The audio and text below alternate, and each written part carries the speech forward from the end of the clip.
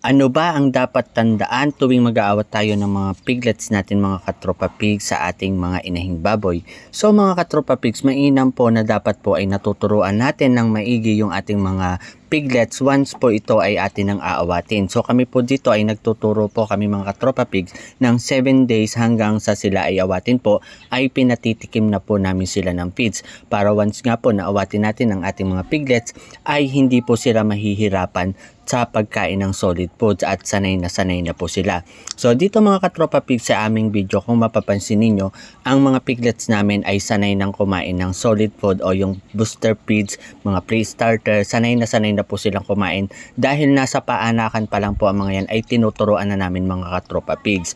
So dito din mga katropa pigs, once po na kami ay nag-transfer na mga katropa pigs, 1 linggo po na little by little lang po yung binibigay namin pagkain para hindi po magtae yung ating mga piglets. So dahil po little by little ang ating ginagawa, bakit po natin yung ginagawa?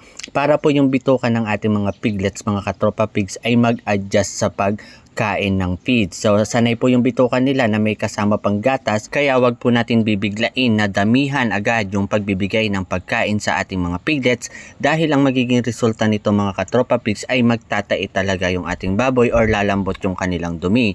So mahirap pong pabawiin ng ating mga piglets once po na lumambot na yung kanilang dumi.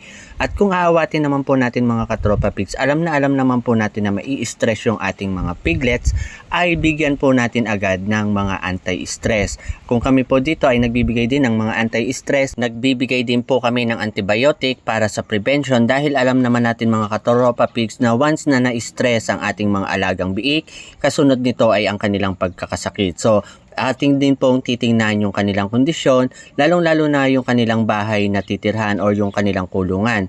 Dapat po ay hindi sobrang init ng kanilang temperature, hindi din po sobrang lamig ng kanilang temperature. So ang baboy po natin ay pag nagdidikit-dikit, ito ay nilalamig. Pag ito naman po ay hiwa-hiwalay, ito naman po ay naiinitan. Makiramdam po tayo sa panahon kung saan makikita naman po natin sa ating mga piglets kung sila ay nilalamig or naiinitan. Pag naman po naiinitan, sobrang init ng panahon mga katropa pigs, ay magbigay din tayo ng mga electrolytes para kahit paano ay maibsan ang kanilang init na nararamdaman. At mga katropa pigs, minsan ang mga piglets natin ay tamad diyang kumain pag mainit. So kami dito ang ginagawa namin ay nilulugaw at inihahalo na namin yung electrolyte sa pagkain. So hindi ko po nilalagay sa drum yung ating mga electrolyte dahil pag tinimpla po natin sa drum yung ating mga electrolytes ay tumatapon lamang po ito once po na sumipsip yung ating mga piglets dun sa nipple. So para po maiwasan yung mga pagtapon na ganon at masasayang ang gamot, ang ginagawa nga namin sa electrolytes ay ipinanlulugaw na lamang. So for today's video guys, ito lang po muna. Maraming salamat sa inyong panonood, pagla-like, pag-share, pag-comment. At kung di ka pa nakapollow sa page ko, i-follow mo na ako para lagi kang updated sa mga video ko. At kung umabot ka sa dulo ng video na to guys, paki-comment naman dyan sa baba para mapasalamatan kita.